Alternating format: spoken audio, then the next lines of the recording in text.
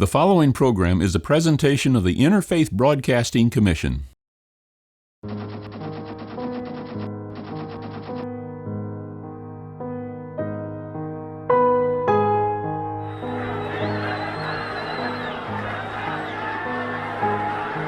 There is no place for the marriage between violence and my faith, because what it does is it just destroys my community. On the most extreme, you have Christians who are saying that Islam is of the devil. And according to the Bible, it's actually true what we're saying. And it is their Christian obligation to be as negative toward Islam as possible. There are some Muslims who argue that Islam is completely opposed to Christianity and there's no common ground. There's going to be extremists in every single faith and every community, and Islam is no stranger to that. Is it worth dreaming about peace in the world? Is it worth dreaming about peace between Christians and Muslims? What are the veils that have to be lifted that stop us from being compassionate, merciful, forgiving, repenting, kind, loving, supportive, patient, persevering? How do we lift those veils?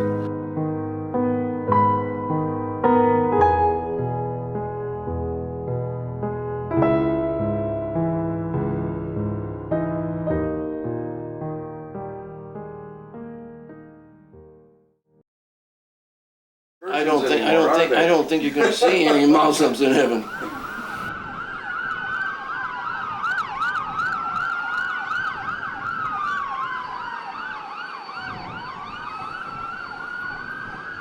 The rising rhetoric of hatred was just becoming deafening, really. And I thought, whatever your politics, whatever your religion, that just can't be right.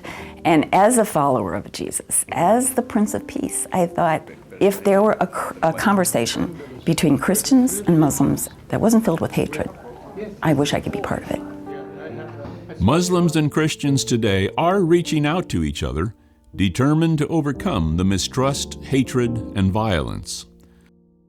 This program explores a few of these conversations. Conversations often made difficult by past aggressions. People to identify themselves within a greater spectrum and often. The one thing that every religious or non-religious person in America knows is the Crusades. That Christians organized themselves throughout the Middle Ages to march to the Holy Land and win it back for the sake of Christ. So what we have is a long relationship of warlike attitude and actual war against Islam. As a result, we are left today with a legacy of mistrust, misunderstanding, and fear. American Christians and American citizens more generally are force-fed a daily diet of distortions about Islam and facts or realities about Islam that are so decontextualized, taken out of context, that they're as good as distortions or as bad as distortions. And here there's a kind of logic that emerges from those distortions that goes something like this. They're not Christian, they're not Western, they're not civilized, of course they're violent. This is, of course, historically inaccurate. The interpretation is completely misbegotten. Muslims, because of the long history of colonialism, they fear, especially among political leaders who are Christian in the West, that they are not giving Muslim communities enough space and freedom to experiment and to live their own lives. People from both the Muslim and Christian communities are turning to their own faith traditions in search for alternatives to the violence and mistrust. Most scholars believe that the first several generations of Christians, in today's terms, would be called pacifist. That is, they believed there should not be war, and they believed that if there is to be war, they shouldn't take part in it. And as a follower of Jesus, I always go back to that tradition.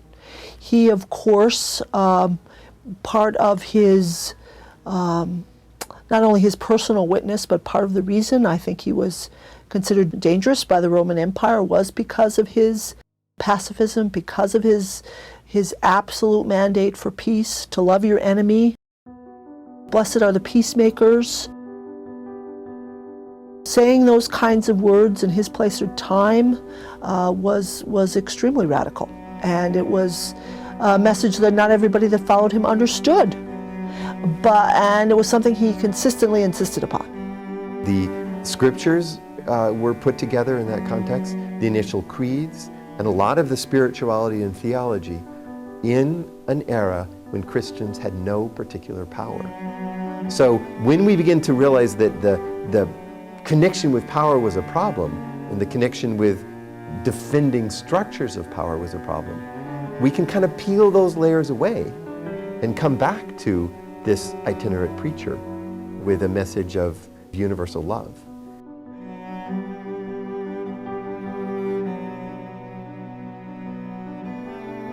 Change comes in the 4th century, a drastic change that reshapes everything we talk about when we talk about Christians and peace. And that is under the great Emperor Constantine, there is a conversion. He himself ambiguously converts, but the main thing he did after his conversion is he made the empire Christian.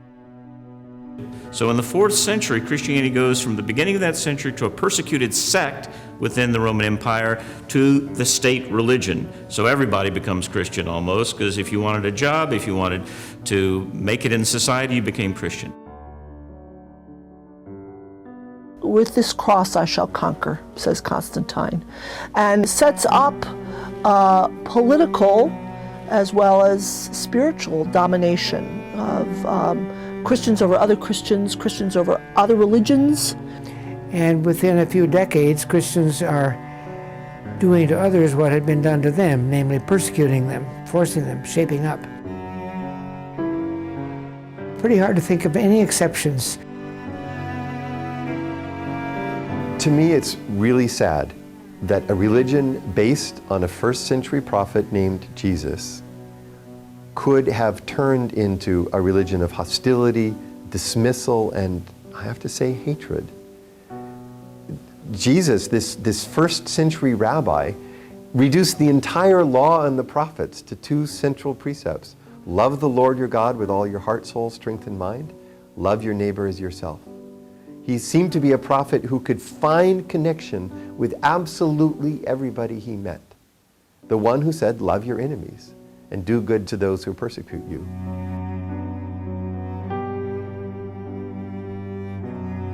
So the peace words of Jesus remain a minority voice. They never die out. A minority voice. Many individuals kept it up. Then there would be sporadic movements. While Jesus understood peace from a position of powerlessness, Muhammad saw peace from a different perspective. In 610, Muhammad went into a cave, received a visitation from an angel, and he said, you're the messenger of God, you have to go spread this message. And the message at that point was very largely about social justice and unity, the unity of the divine. 12 years later, the Muslim community moved from Mecca to the city of Medina, and it became a political community. His enemies pursue him, and then he is given permission to defend himself. And basically by the end of his life, he had established a community which is beyond tribalism from all different parts of the society, and he had established peace and justice within the Arabian Peninsula. The significance of that move to Medina, among other things, was that Muhammad asserted that we're founding a community, and anyone who accepts the premises of the community is now part of that community. The religious situation had deteriorated so badly into idolatry that God gave these people a new revelation through the Quran to the Prophet Muhammad in order to set them on the right path, get them back on the path of their forefather Abraham. The impulse that began in Mecca was partly a response to a world of endemic tribal warfare. You know, one tribe against another tribe. The project of the Muslim community in the day of Muhammad was to create a framework of community that was no longer tribal. The idea was you let go of your tribal affiliations, and now you join up with this larger supra-tribal, non-tribal community of God, and in allegiance to the rules of that community, all other people in that community are your family. You're not going to fight with them. Muhammad respected both Christianity and Judaism. He felt that the three faiths, all claiming Abraham as their patriarch, should coexist peacefully, and made room for them in the Islamic political system he created. When he first came there, he negotiated an agreement amongst all the tribes of Medina. Some were Muslims, some were non-Muslims, some were Jewish, and the agreement was, everybody is loyal to Medina, but the Muslims live by the Muslim laws, the Jews live by the Jewish laws, the other tribes live by their own laws and customs. And that turned into the law of the land once the Muslims built an empire that included Christians. And this concept begins to develop that the world is divided into two communities, the region of peace under Islamic political control and authority, and the region not yet brought under that control and authority. While Muhammad appreciated the work of Jesus and the Jewish prophets, he understood his mission to be quite different. Now Jesus, at the height of his ministry, he is in Galilee, and all of Galilee believes he must be the Messiah, you see? And so he was very popular, and they come and by force try to make him king. The same invitation that Muhammad had 600 years later. And Jesus rejected that invitation, and he sets his face to go to Jerusalem. And he says, I'm going to Jerusalem because in Jerusalem I will be crucified. I will be arrested, I'll be flogged, I'll be mocked, I'll be crucified.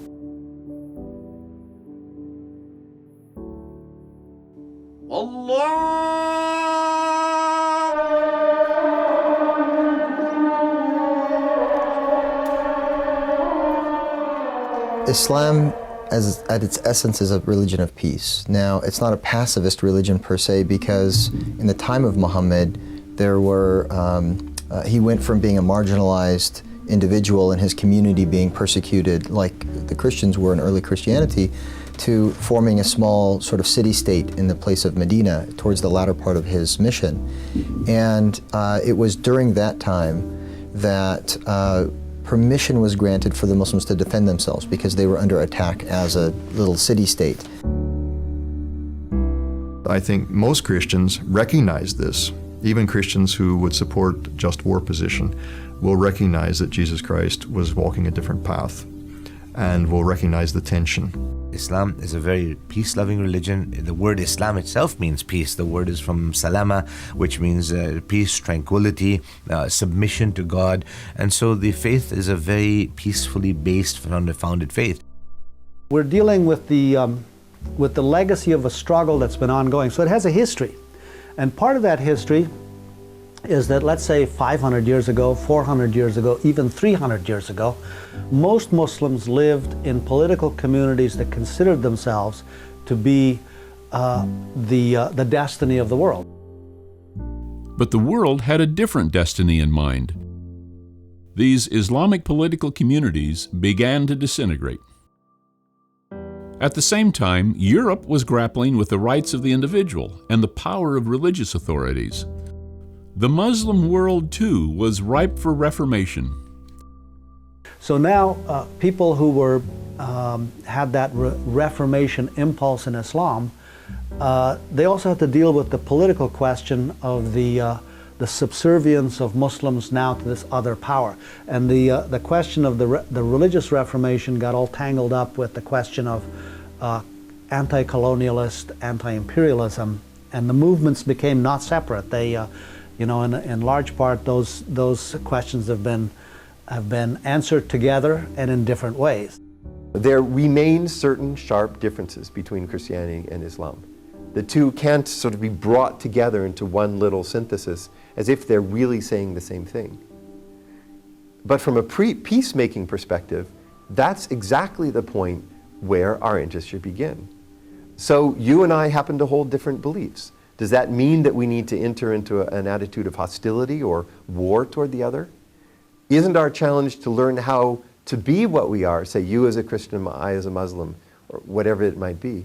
Isn't the bigger challenge to see the difference between our religions and then learn how to get along in a peaceful way? So let me tell you where I've got my information. I come from a tradition known as Anabaptist. And in the 16th century, as part of this renewal movement of people beginning to study the New Testament, what does it really mean to follow Jesus of the New Testament? And the cross is right there at the center. And at that time, Europe was at war with the Muslim world. And they said, we won't participate in those wars. We'll die rather than kill a Muslim. Most scholars historically have suggested that the rule in Islam is peace, but one can defend themselves when under attack, either by being compelled out of their faith or out of their land. Unfortunately, some Muslims historically and in the contemporary age have misused that permission to engage in defense and call for more violent interactions with one's neighbors with regards to the city-state or the nations now that we're in. And some even call for terrorist action, which is unjustifiable theologically. And in fact, the Quran says very clearly, to take one innocent human life is as if you take the life of all of humanity. And to save one innocent life is as if you save the life of all of humanity. If Christianity and Islam, while taking different approaches, are both founded on teachings of peace and respect, why this ongoing struggle with mistrust and violence? What has impacted me most and gripped my mind and my heart in terms of peacemaking is Jesus' command to love your enemy. I mean, how we just read over that for centuries and didn't take the implication of that in. My gosh, that's the most radical thing we could possibly read. Love your enemy. It doesn't say tolerate your enemy. It doesn't say, try to be nice to your enemy. It says love your enemy. He didn't say how you treat family members is how you treat me. He said how you treat strangers, the ones that we typically see as threatening or dangerous. That implies trying to understand your enemy. What is their perspective? What have they experienced? What are they afraid of? I mean, to love someone means to really get inside their experience as much as you can. I think it comes down to the core belief theologically that God intrinsically values each and every life equally, whether I do or not. So why is peace so important? Because God expects us to be better than we have been. I will never meet another man or another woman anywhere in the world who is not my brother and my sister, who is not radically loved by God, who's not part of my family. And so that just changed the way I listen to the news, the way I think about war and refugees and everything in the world, AIDS in Africa, whatever. If there's tragedy in the world, it's touching my family. If we look at people who are called to be peacemakers, that they are in every Christian generation, sometimes heard, sometimes not heard, sometimes persecuted, sometimes not, but that they are every bit as much of our tradition as are people who believe in just war or people who believe in other types of theories of oppression. It really is about walking in the ways of Jesus Christ when it comes to peace, and out of the passionate belief that you can make a difference in violence and reducing violence by simply being there and being an agent of nonviolence, even if it is nothing more than being present and not being violent back. Who can act either intentionally, that is on purpose, or unintentionally. Using nonviolent principles, Christian peacemaker teams apply the peace teachings of Jesus in violent situations. So the first step for reconciliation is to understand the sufferings that we have in common. It began in 1984 calling on Christians who believe in nonviolence to be willing to take the same risks as soldiers to work for peace. And CPT began with that in mind. I've been to Iraq every year from 2005 through 2010, 6 different times. The first 2 times were in Baghdad, and then after that in the Kurdish north of the country. So in Baghdad, we did a lot of accompanying, which is generally what CPT does, accompanying people seeking to find lost loved ones who had been lost into this massive prison system that grew up almost overnight between the U.S. coalition forces and then Iraqi forces who would do massive sweeps of young men. And Iraqis were terrified to go into those situations, so we would accompany them into that situation looking for their lost loved ones. It was 4 months after the destruction of Fallujah, and we went to an area of the city, the southern area, where it was practically all rubble, just a few structures still standing. And we saw these tents, and we were taking pictures of the rubble and the tents, and a woman saw us and came out, and she invited us into their tent. And of course, we were glad to go, and we sat around on the floor of this tent and listened to the story of this family telling about leaving the city right before the massive attacks of November 2005 and living in a schoolroom in a nearby town and the difficulties they had, and then being forced a month in February to return to their city, even though their house was no longer standing. And that tent was situated right next to the rubble that had been their home. So we listened, and as we were leaving, we had drawn so close together. The women hugged and kissed the women, and the men with the men in good Iraqi style, and there were tears coming down our faces. And we had not done anything to change their situation, but we merely connected on a human level.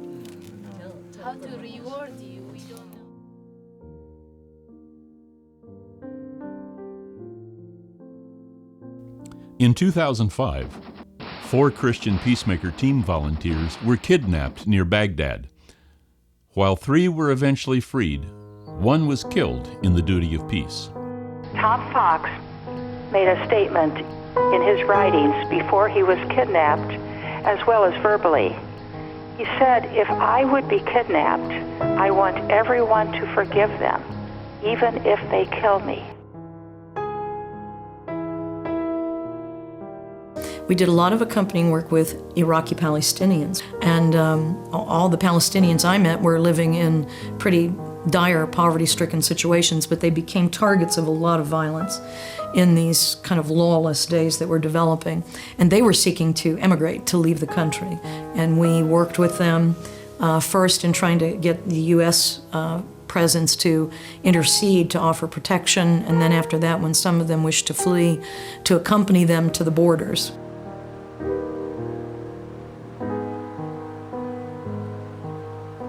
They're a stateless people. That's all the further they got for a long, long time. But our job was to help them walk safely to the border, and that's what we did. We went to the Jordan border, and the Jordan government refused us to get in the Jordan. And then Syria received us to get in our whole camp. And when we were in that camp, there's no hope, no future. And even our children grow up in that camp. Omar and his family were invited to Canada. Mennonite churches in Ontario were asked if they would sponsor his family, as well as several additional families caught up in the escalating violence in Iraq. And we said, why? Sure, that's something we should look at. We have a history of doing that in our church, why not? The area around Waterloo, Ontario is home to Mennonites and Amish. Their penchant for peaceful living carries far beyond their abhorrence of war. For them, peacemaking is a way of life. Tonight, there's a group of Muslims gathered with a number of Mennonites who have come from various churches to knot some comforters that will be used for blankets for the Palestinian refugees who've come recently to our community. This project began nearly a decade ago when a Mennonite pastor and a Muslim imam decided to begin eating breakfast together. We were both involved in charitable projects and humanitarian projects in different parts of the world, places where people needed it, and yet at the same time in our own backyard, we were not as familiar or comfortable or didn't know each other as well as perhaps we should have. The meal soon expanded to include other members of both traditions. It became a time for building trust and understanding. It's a good 8 or 9 years of work put in by both communities. The first step was communicating and breaking down any barriers, any mistrust that we had. And we got on to find that the challenges that we face as communities, as two faith-based, very spiritual communities of the Muslims and the Mennonites, share a lot of values. And so from there, we felt that there was a lot of work we can do. We're not just coming here to eat, but rather we're going to try and accomplish something much more constructive in the society that we live in. When the Mennonites were asked to sponsor Palestinian families, they turned to their new Muslim friends for assistance.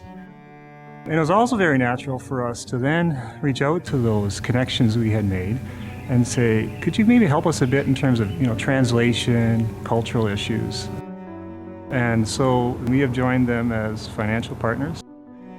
They have perception of us as Mennonites, but likewise we have perceptions of them as Muslims. Muslim and Mennonite men and women come together to knot comforters to be used by the new Palestinian families. We have found in doing that, it's a wonderful way to get to know your neighbors. And when we do that, we tend to break through those perceptions that we have of each other and learn from that. The ripples of these groups, meeting and working together, continues to expand into other areas. Some Muslim families are now sending their children to a Christian high school. I think it was the universality of the values, especially the social justice component, that appealed to me at Rockway. I also encourage my children, and we as a family do. It's very important for us to learn about every faith, or as many faiths as possible. I think that this is something that should happen smoothly, that people of other faiths, why should they not be able to, work alongside each other, study alongside each other. I'm very thankful for that opportunity. I hope that people see that it is an option for peacemaking. There's a very strong peace perspective here. And the real strength with our Muslim families is that the students here get to see how the Muslim faith also has embedded a very, very strong peace perspective and a very strong desire to live peaceably amongst others. For me, it's an important part about mine and Zainab's friendships is not that she's Muslim and I'm Christian. It's the fact that we share interests. We're both interested in politics. We're both interested in global issues. And for me, I think it's important just for people to realize that I don't look at Zainab and it's not always in the back of my mind that she's Muslim. The thing that's important to me is that she's a good person, that we have the same interests, we get along, and we're just friends. And I think at the end of the day, we're teenagers and we're friends. Like, that's what's important.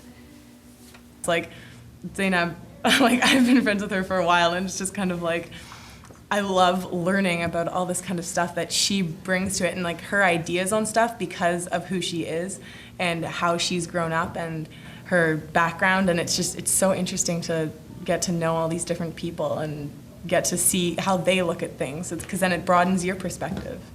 My father is actually Palestinian and my mother is Kashmiri, and so we come from two countries that have experienced war and suffering. And so I've certainly learned how to view these conflicts and their solutions from a peaceful point of view.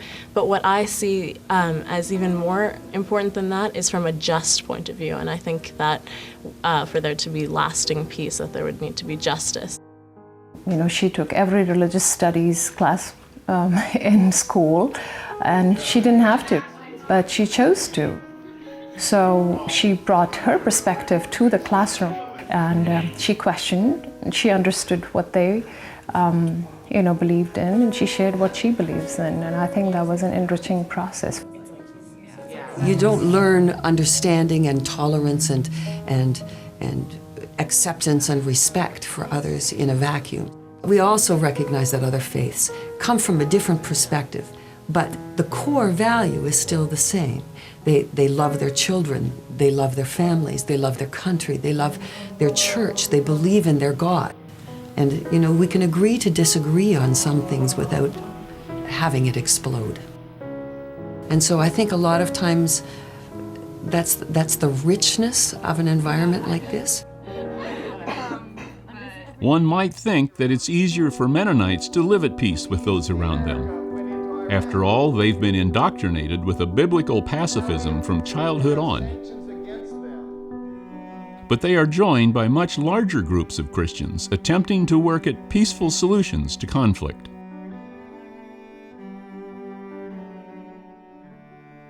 Claremont School of Theology in California, together with Jewish and Muslim co-founders, created Claremont Lincoln University.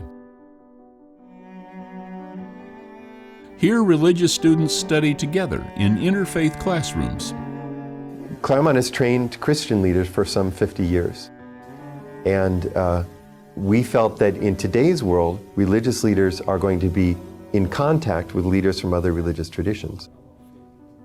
So we launched the proposal of drawing together Jewish, Muslim, and Christian leaders to train side by side, learning about their separate religious traditions, but at the same time taking classes together on contemporary world problems.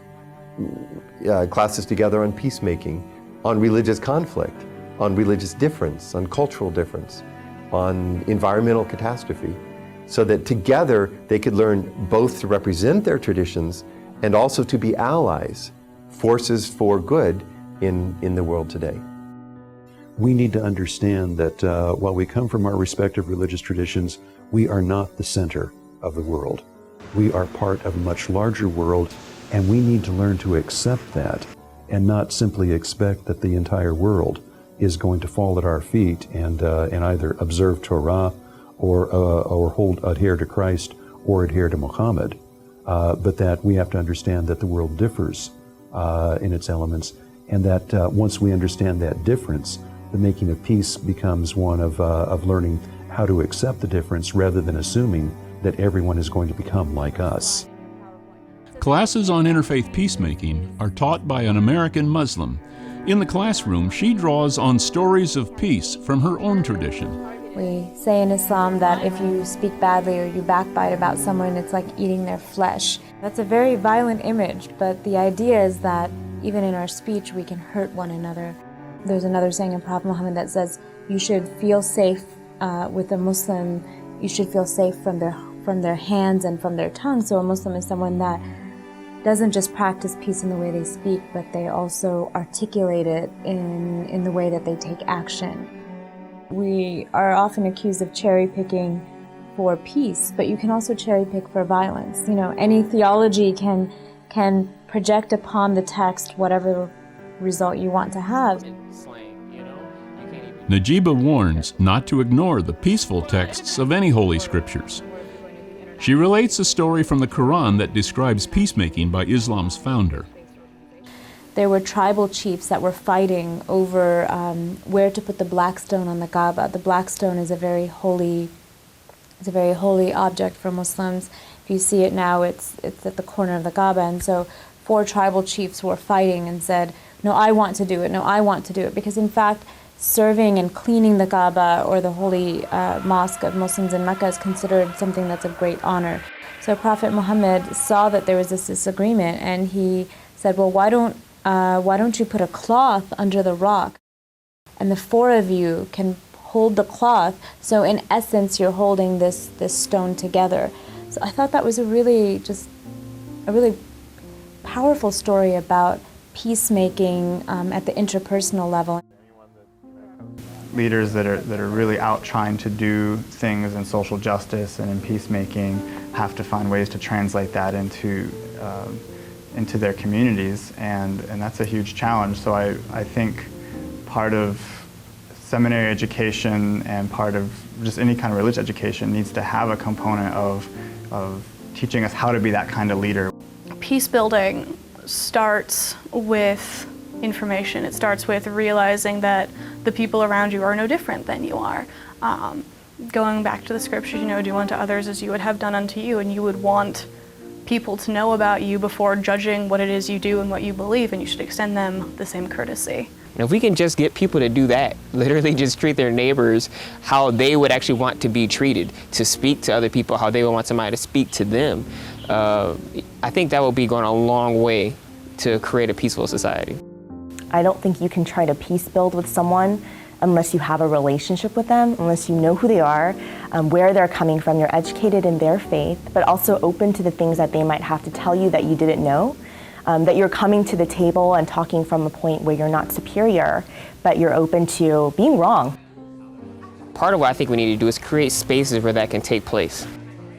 Now, given that, we need people who feel comfortable to be able to create those spaces, people who can kind of go across party lines, if you will, and as a Christian, speak to someone who's of a different faith tradition.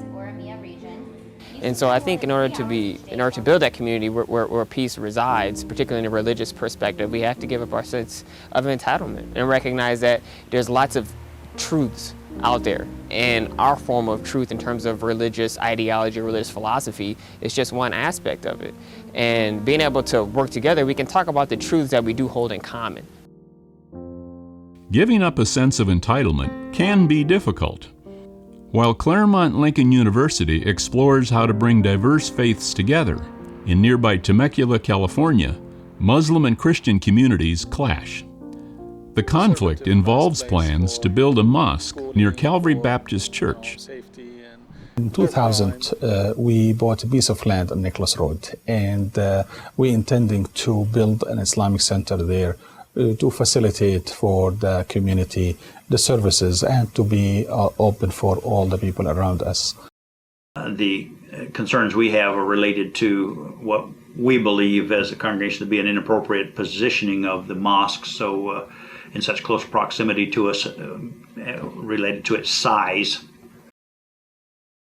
It was to our surprise that our neighbor, which is a Calvary Baptist Church, not so happy for us coming there and become neighbors to them. We feel that we have the right to be there, and we, another Islamic or another religious group, have the right to be established next to that church, which has another church next to it, and down the road just a few blocks there is another church. So 3 churches already exist in that locality, and the Islamic Center will be another addition to a religious house like everybody else. I've already talked to the imam several times, and I've given the gospel to him. I've tried to convince him that Jesus Christ is Lord and that he should receive Christ as his Savior. And I mean, it's not an issue of dealing with Muslims any different than Roman Catholics or Mormons or Jehovah's Witnesses or any other groups that have beliefs that are different from what we hold the Scripture to teach concerning biblical doctrine. We would approach, our desire would be to win any of these persons to Christ. There is a perception among evangelicals that religious freedom or pluralism, religious pluralism, is really another word for tolerance gone amok and relativism. Moral and ethical relativism. And so if we don't have a greater appreciation as evangelicals of all people of what the real definitions of religious freedom are, we're headed to trouble between these two faiths. And so common understandings of religious freedom and liberty are essential to healing the divides.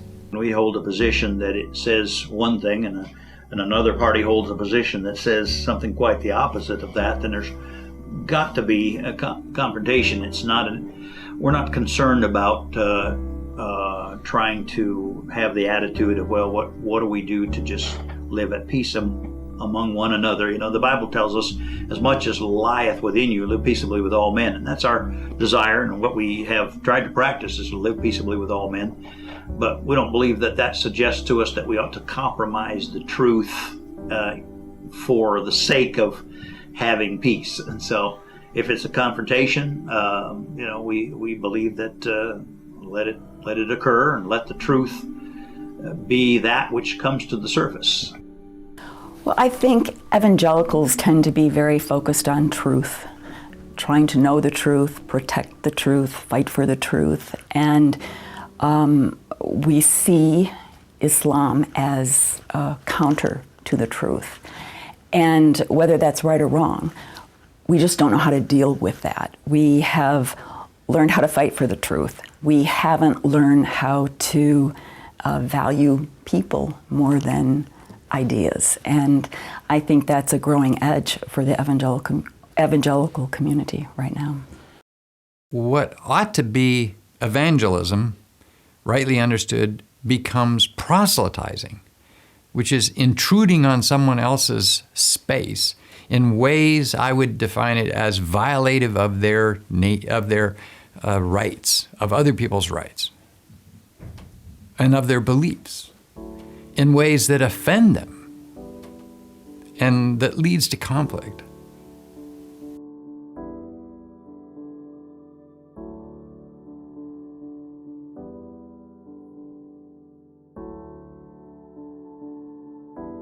When faith groups set aside their differences to work for the common good, community problems tend to get resolved.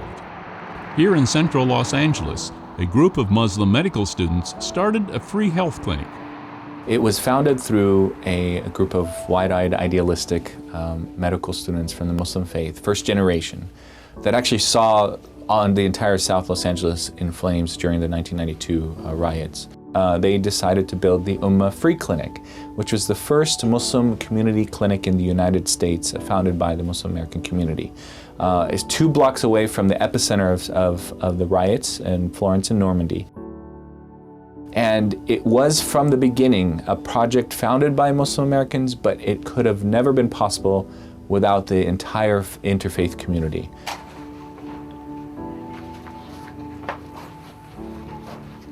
There are volunteer Muslim American physicians and non-Muslim physicians coming from all over the community in Southern California, and volunteers from undergrads at UCLA.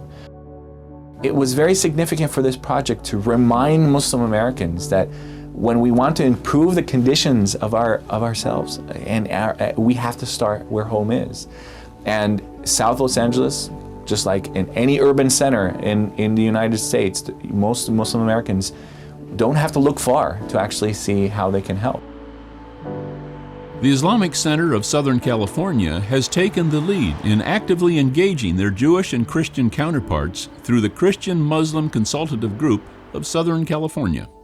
I would say that there are 2 imperatives for me personally to engage in interfaith relations and peace-building efforts. The first is a theological commandment in the Quran. There's a verse in the Quran, for example, that says, "O mankind, we have created you from nations and tribes so that you can get to know one another, not that you may despise one another. Truly the best of you in the sight of God is the one who's most God-conscious."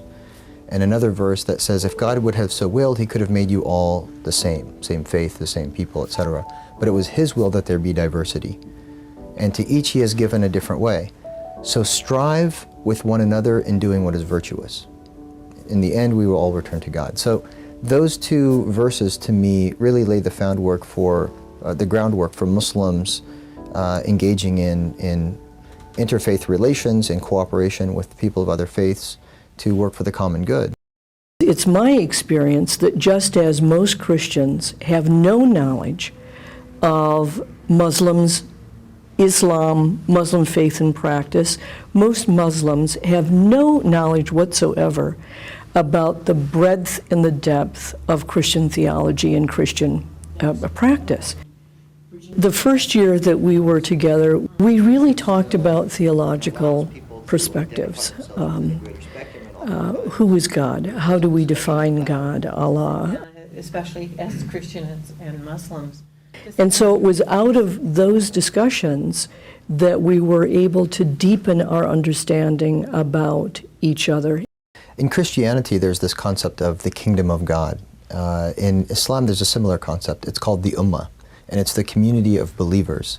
And the idea is that faith in God and attempts to do good deeds and good works should come together in the form of a community. And that community should be a force for good in the world and should serve humanity and work for the public good. And the idea is that hopefully when one passes from this life, they will be entered into paradise and attain salvation.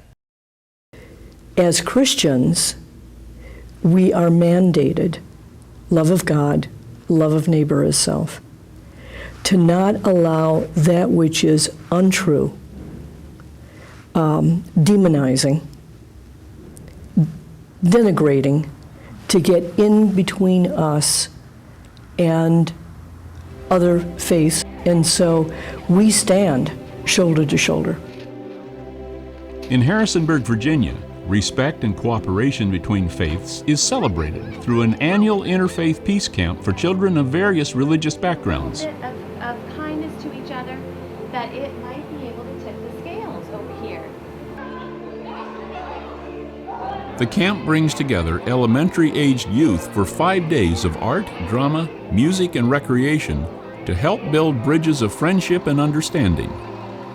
The camp is planned by community members of different faith traditions. During the week, the youth visit Jewish, Christian, and Muslim houses of worship.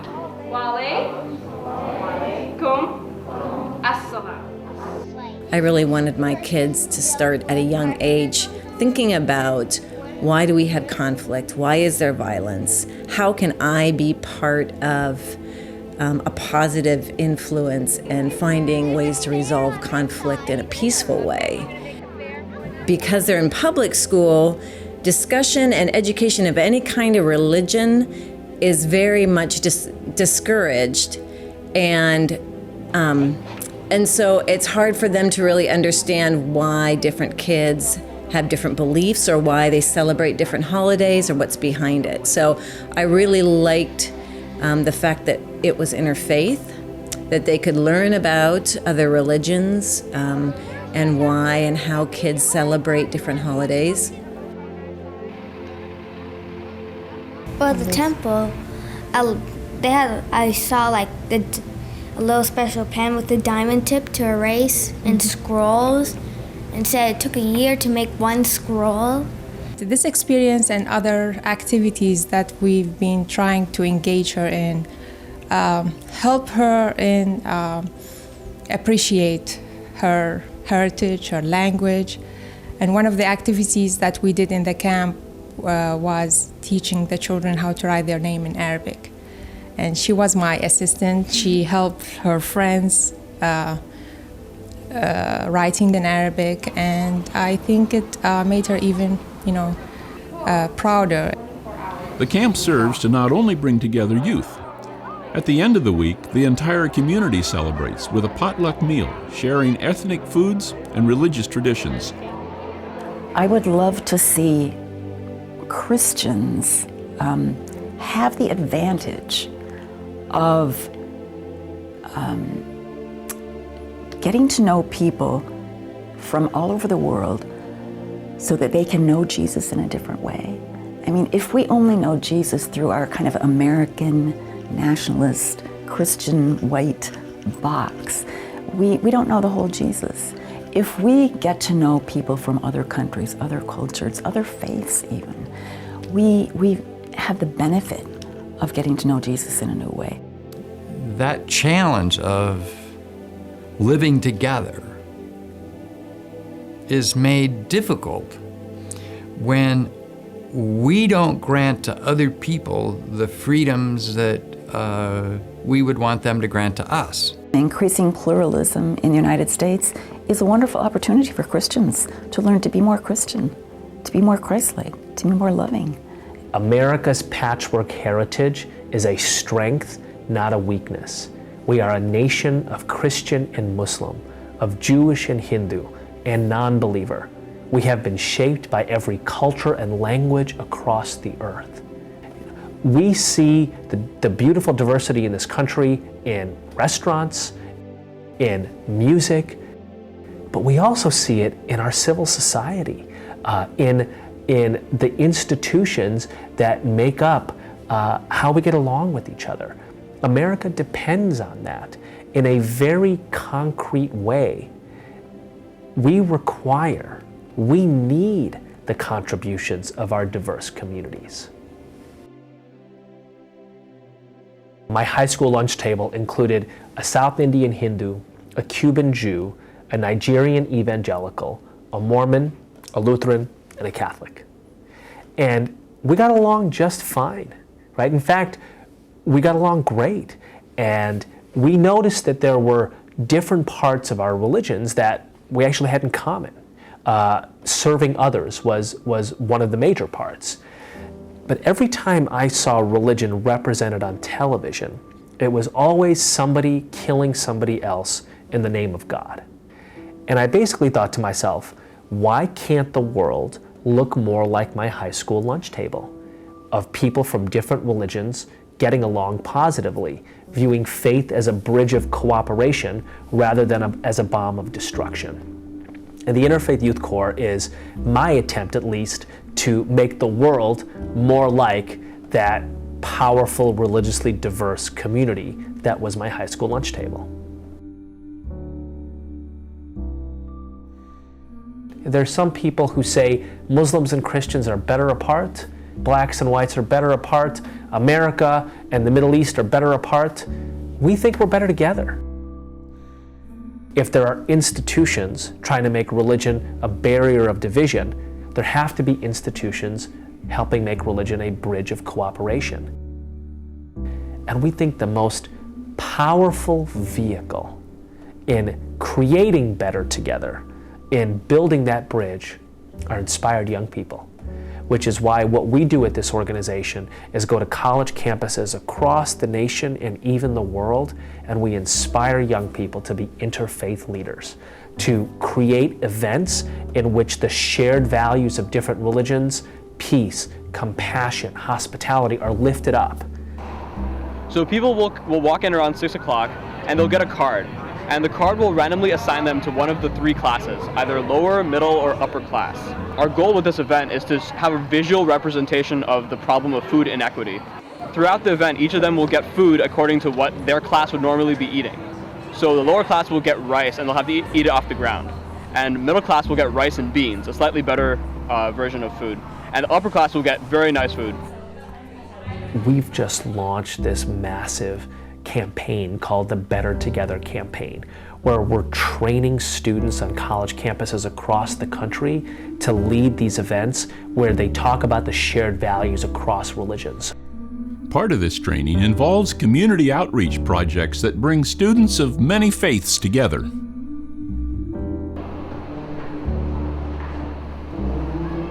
As we strike up conversations, and it's cliche, but it feels good to help people.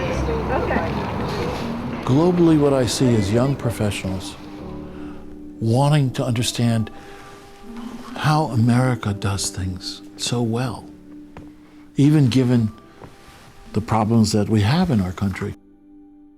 Acting on this belief, Legacy International interns young professionals from Muslim countries in U.S. senatorial offices. We bring them from Oman, Central Asia, Kuwait, Morocco, Egypt, Russia, young people and older people. And they were absolutely blown away with the way the offices were just run. Forget about the political issues that were being discussed. How do you deal with you mean people can actually call you up and talk to your representative? What do you mean this is the people's house? How did you do this in only 300 years? You can actually go and walk into their office, and you might even meet them, And you'll meet their chief of staff? Yes, you can. And I can write them a letter and I'll get a response? Yes, you will. How do I do this? How do I do this? We must do this. That's what speaks louder than anything. Citizen to citizen. That's the greatest diplomacy in the world. While successfully integrating people of many faiths throughout its short history, the United States today faces perhaps its greatest challenge to its ideal of religious pluralism.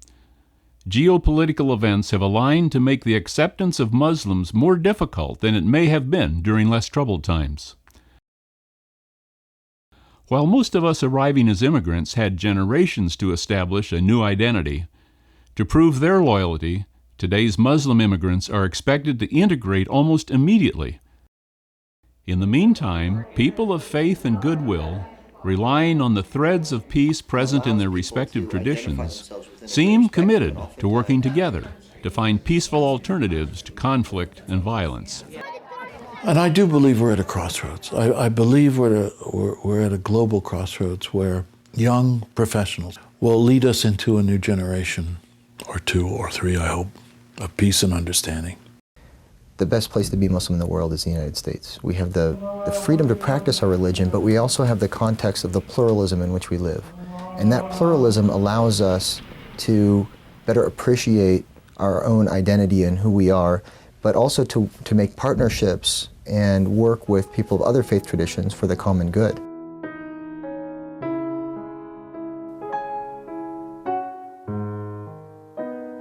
I think every Christian needs a Muslim friend and every Muslim needs a Christian friend. And the greatest obstacle to relationships is when Muslims have no Christian friends and Christians have no Muslim friends.